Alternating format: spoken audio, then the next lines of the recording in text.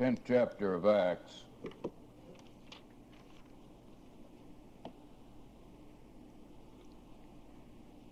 Cornelius is introduced, man of the Gentiles, man who was aware of God but not of the Christian system. He's introduced in verse 2 as a devout man, one that feared God with all of his house, which gave much alms to the people, and prayed to God always. Yet he was an unsaved man. He was very religious, quite prayerful. He was a man of high moral standards, and he was a benevolent man. These things are all borne out in those few phrases of verse 2 in Acts chapter 10. But a vision was given to him, introducing him as to how he could find the man of God, the Apostle Peter, to hear the words that would be able to save Cornelius from his sin. And it would also be able, of course, to save his house. At the same time, or near the same time, a vision is given to Peter. He is at Simon of Joppa's house and on the rooftop awaiting the preparation of a meal. And a vision is given of a great apparatus coming out of heaven in the likeness of a sheep, filled with all manner of four-footed beasts and creeping things, and therefore designating both clean and unclean animals represented in that container. And the voice of God saying, "Rise, Peter, kill and eat." "Not so, Lord," was his answer. "Nothing common or unclean has ever entered my mouth." Peter is still abiding at this stage of the Christian system under the practice of the law, which designated between clean and unclean meat. And the Jew was not allowed, of course, to eat any meat that had not been sanctified or cleansed or set apart as clean, under the definition of the law. And Peter had known that. Peter had lived by that law, under the faith of the law of Moses, and he had taught it, even during the days of his Jewish existence, and continued now to practice it in the Christian system. In all likelihood, about 7 years have passed from the day of Pentecost and the beginning of the church until these scenes, these visions are given to Peter and to Cornelius that eventually bring the Jewish apostle and the Gentile searcher together. And the preaching of the gospel by the Apostle Peter, the Christian system, then brings Cornelius in his obedience to that gospel into the Christian order of things. He's that first convert. But we want to note that God recognized under the law the clean and the unclean, the sanctified and the unsanctified, the holy and the common.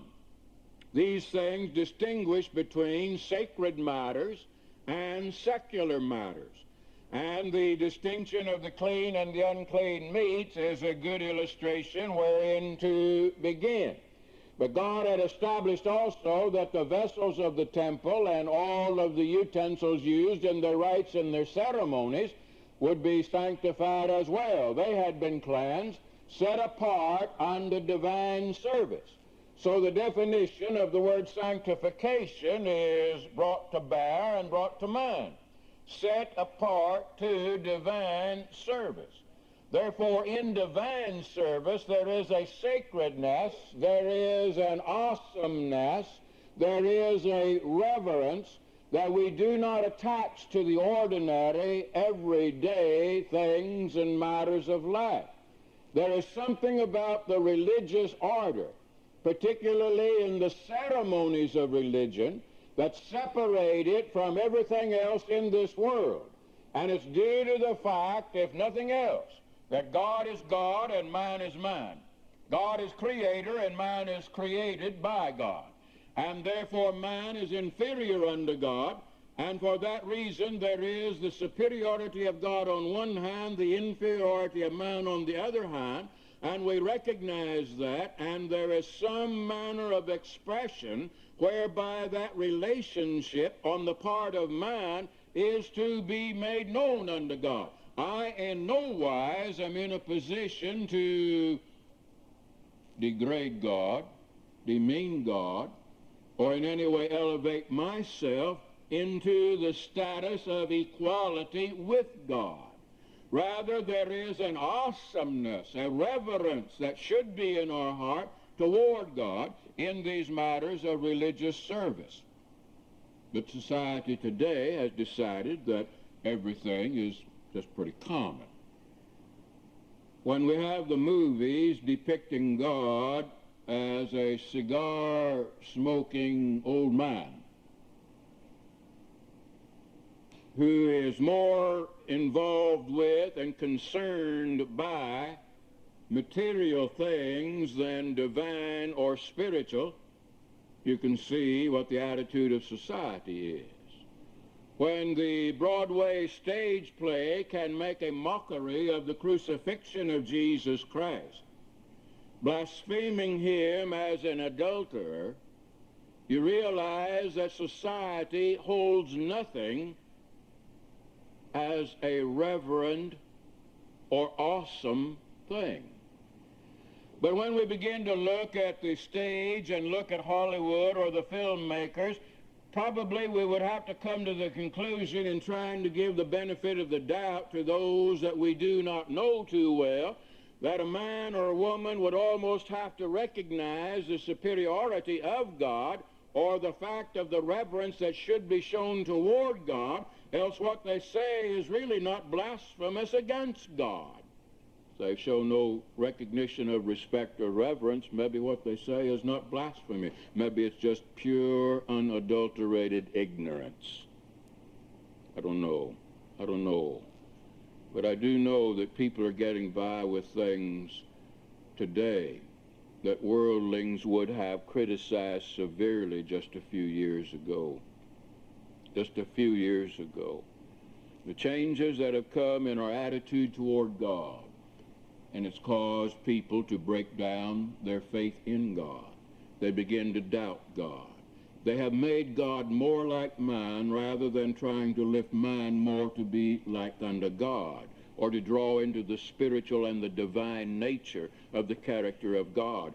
All in the Bible teaches us that we must be drawn from the sinfulness of a fleshly human way of life, lifted above the material realm into the spiritual as we find it in the church, in the kingdom of God, the kingdom of heaven, looking to that day that we might be ultimately glorified with God and in his divine presence. Peter, in his epistles, speaks of the characteristics of the Christian as the divine nature. That is, the Christian is to take on the very nature of God, that we should be men and women of great faith and diligently seek that faith, people of virtue and so forth, brotherly kindness, godliness, etc., in the divine nature as it is described by Peter in his epistles. That is the sacred realm. And when we come together in the Lord's Day assembly, this is a solemn hour in which we find refuge from all that is in the world, and there shouldn't be anything secular about it at all. That means I cannot bring into the worship that which is materialistically or humanly, physically, temporally, carnally satisfying, pleasant unto me. Rather, I will find those sacred designations of the conduct of worship, the ceremony, if you please. In spiritual and truthful worship, I will find that as the great nutrient to my soul. My flesh can be satisfied with physical things, but my soul cannot. My soul has to have the divine diet, if you please. Therefore, the sacred matters in order to have satisfaction, nourishment, and edification. But what has caused the breakdown in society and in man's attitude toward things sacred? I want to explore that a little bit and shore up our own faith and build it to an even greater degree if we possibly can. And the first thing I call to your attention is that the sacred realm is the realm of reality, not the human realm, not the physical realm. And the sacred realm not only is the realm of reality, it is an absolute. Everything in this world is drawn from the center of sacredness, or if we would draw it in the sense of a pinnacle or a hierarchy, we can do it on this sort of an illustration and put God here at the pinnacle of it all, and that there is the nth degree of sacredness, the presence of God in glory. And there is the reality of absoluteness, that from him all things derive. And by him all things are defined and described. Everything in this world is, inasmuch as it is lower than God, inferior to God. But everything in this world, no matter where it might be stationed along that pinnacle or climb toward God, not only is inferior to God, and there is nothing therefore superior to God, but there is in this world, wherever we are along this station of life, and no matter who we are or what we are, there are those who are superior to us, and there are those who are inferior to us in our spirituality. In other words, there is no realm of equality of being. It's an impossibility. We're all at different stages of growing from this which is the absolute of inferiority toward the absolute of superiority. Here is man, and there is God. And so there is along that way everything that is defined as either superior or inferior to us, God being the one exception. No thing is superior to God, and no being is superior to God. We can deal with this illustration from another standpoint, that in the event that we come into or chart and map out a city, and in the very center of the city is a magnificent public building, and then the streets and the residential sections radiate out from all parts of that city in a pattern. And so, but they all connect. They all come back to that center. They all come back to that public place, that drawing or attracting power, that center of their existence in a physical, geographical situation and location. And all of the houses are different. There are going to be some extremely magnificent. There are going to be some people extremely wealthy with luxurious homes. There are going to be some who are poor, may be impoverished. And then everything in between again, even as we note the superiority and the inferiority here in the spiritual climb toward God. On the other hand, let's look at a city that is laid out and everything is exactly the same. Every house is just exactly like every other house. There isn't any diversity in the map of the city. There isn't any diversity in the architecture of the city. Everything is absolutely identical. Every house is painted just alike or has the same color of brick, the same roof. Everything is identical. All right, here is city number 1. Here is city number 2. Where do you live? Where do you want to live? Given your choice, which way do you go? I go with number 1, don't you? Now, why is it that all of us want number 1 and not number 2? The same reason that if one of you ladies comes in here with a certain dress on and another lady comes in with the same dress, you'll burn the dress.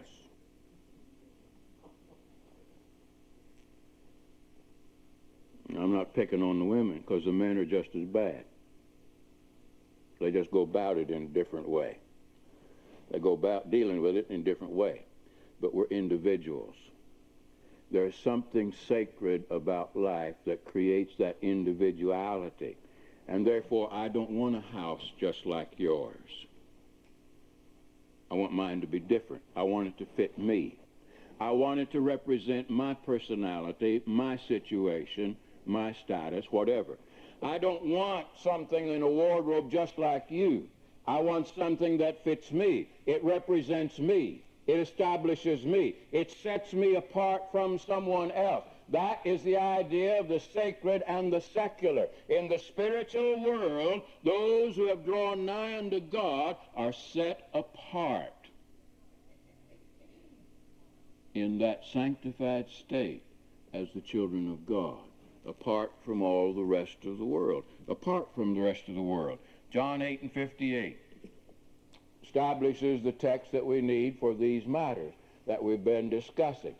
There Jesus discusses the existence of God and speaks of God or speaks of himself as God. Before Abraham was, I am. And in another text in John, he declares that God is the God of Abraham, Isaac, and Jacob. These are the points that give to us the absolute in reference to God. That means there is the measure, or there is the standard, there is the rule by which we define and describe all things and determine our well-being or our worthiness in relation to that absolute.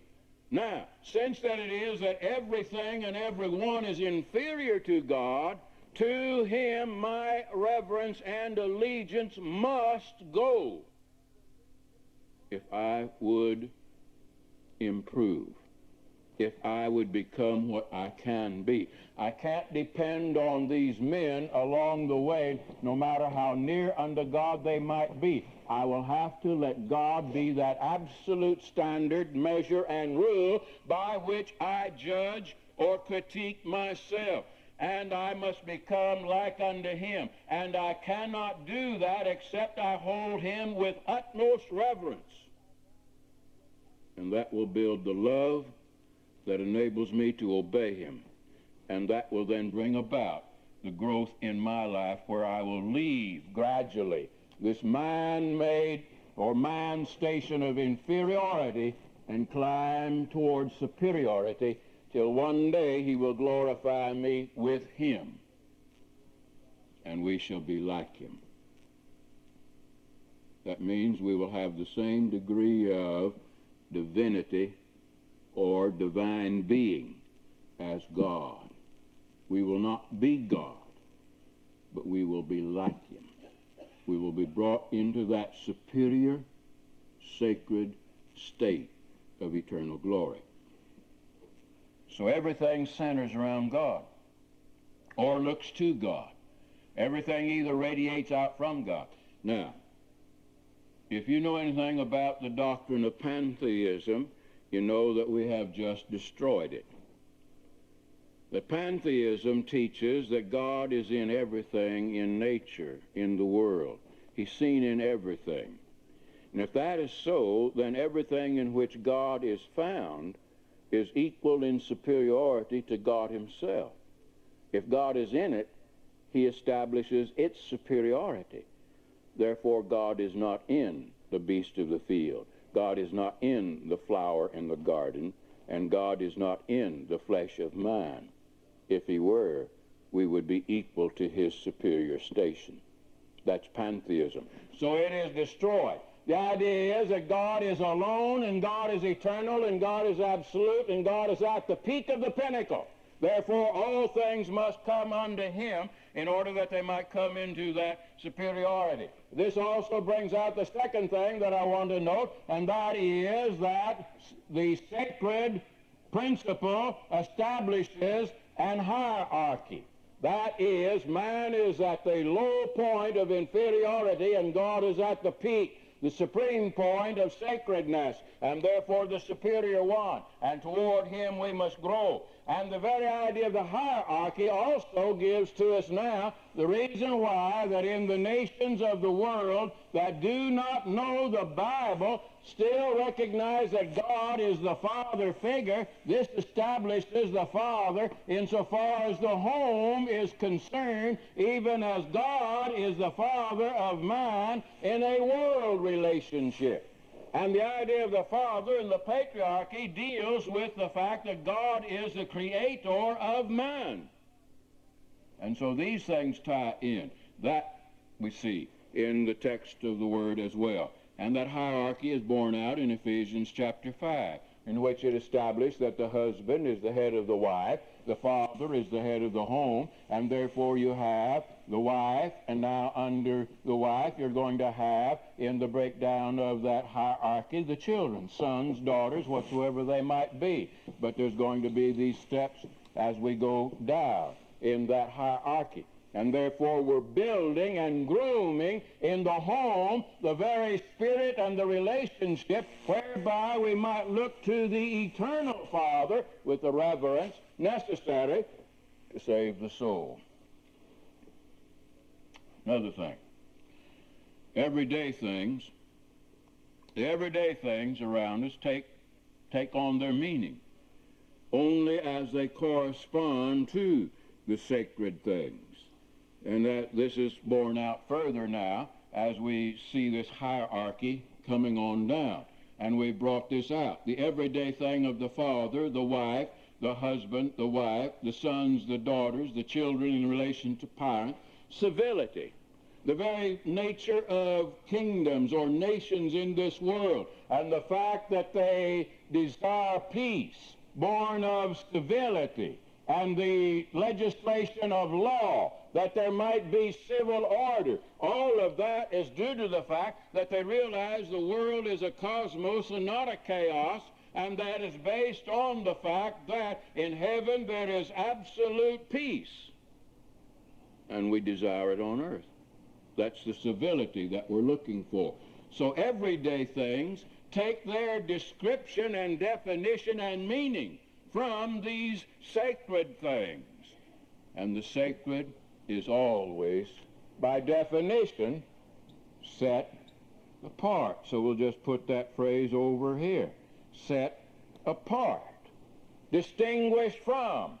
Severed from. Not the run of the mill. Not a part of the masses. But the sanctified, the sacred, these things are set apart, and they are indeed marching to a different drummer. Now ye are sanctified, Jesus said in John chapter 17 and verse 17, through truth. Thy word is truth. And so we are not of the world. We are in the world, but we are not of the world. In the world, but not of the world. And when something is set apart as sacred, it then requires ceremony. Ceremony can be taken into two extremes. We either totally ignore it and we become so familiar in worship that we miss the meaning of worship. The spiritual meaning of worship is lost in too great familiarity.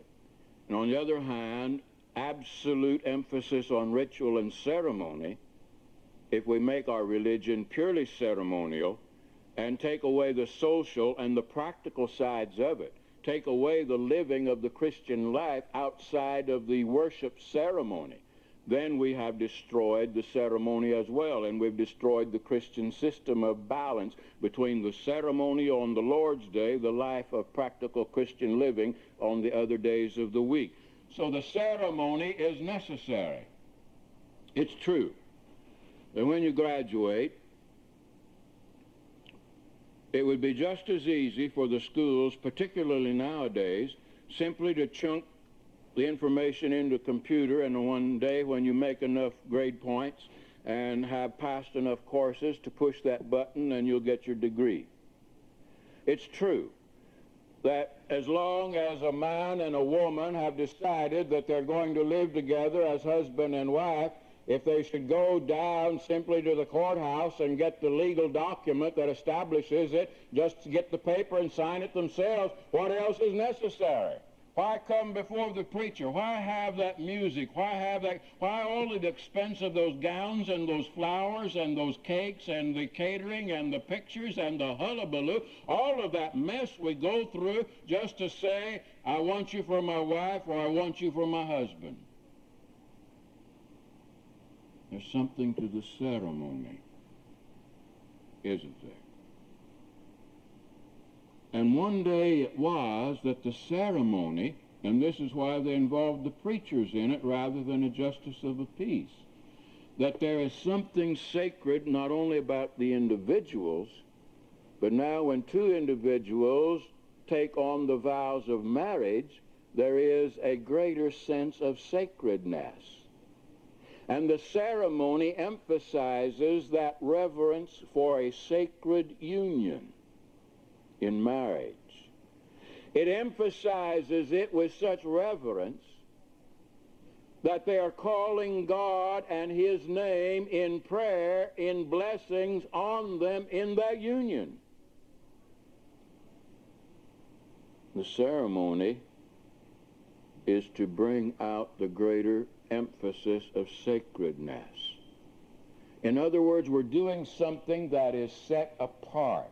Now, if we get the notion, well, I've graduated and so I've gone through the ceremony and I'm better than someone else. I'm married, I've gone through the ceremony, I'm married, I'm better than... No, that isn't what is there. The ceremony is to emphasize that set apart fact of accomplishment and that separate and apart fact of responsibility to duty, or even in the graduation, in other words, accomplishment has been met, but there is now responsibility to duty bestowed. The ceremony of marriage, the accomplishment, the coming together in marriage, the union of marriage, but there is the responsibility of the duties that attend the marriage.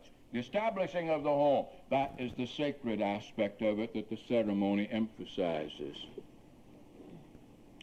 And some denominational man worded it quite well when he discussed this some time ago. He said, if it is that we become unceremonious, it is due to the fact that we have failed to remove ourselves from the scene to see God. He's talking about worship, the ceremony of worship. That if it is unceremonious, lacking in reverence to the sacred, it is because we fail to remove ourselves. Our pride is still standing in the way, and we do not see God. We do not see God. He's right. He's absolutely right. That we have to be able, as they used to pray about the preachers, let him hide himself wholly behind the cross of Christ. In other words, in the ceremony of worship and in the teaching or the preaching aspect of that ceremony, let me see Jesus and not Richard Black. See? Remember Jesus. Remember Jesus. That's the power of the ceremony. And then we're able to socially and practically put these truths to work in our lives day by day, through the week, and we'll be stronger in meeting temptation. Indeed, let's not forget the sacred. Today's society, today's church society, in trying to make it common, in trying to make it something that pleases all of us. In fact, if I wanted to pinpoint it, the entire movement involving the women who want to lead the prayers and lead the singing and even preach in the churches anymore, it's because that they have let the ceremony be lost to the human motivation. And they have let the sacred be lost to the secular accomplishment. See, they're more concerned because their argument is, we're just as able, we're just this, that, or the other as the man. But that's not the point. That's not the point of contest at all. It's the point of the sacred has set down a pattern whereby the leadership roles have been given to the men, just as the father is the father and the mother is the mother in the house, in the home. That can't be changed. It's fixed biologically. No father can become a mother, and no mother can become a father. They may assist one another in their duties, and sometimes they have to. In the event that the mother passes, the father will have to help raise those sons and daughters and try as best he might to put the mother's input into those children. He can't do a very good job of it, but he can try. I've seen some men do an admirable job of it, just as I've seen women who've lost their husbands put the father's side into those sons and daughters as best they could. They can't do it like the father could have done it if he was what he ought to be, but they try. But we can't change that. Those things are unalterable. That's the real reality of it all. That a father is a father, a mother is a mother, a husband is a husband, a wife is a wife, a man is a man, and a woman is a woman. And God has established a certain pattern in the sacred assembly, and that must be respected. That must be respected. It doesn't mean the man is always right and the woman is always wrong, because most of the time the difficulties in the church that we have is because the man is wrong. Some man is wrong. Some preacher, some elder made a wrong decision, made a wrong statement, created a problem. And so that's just part of it. But there's a whole Bible full of information behind this that we can't get into tonight.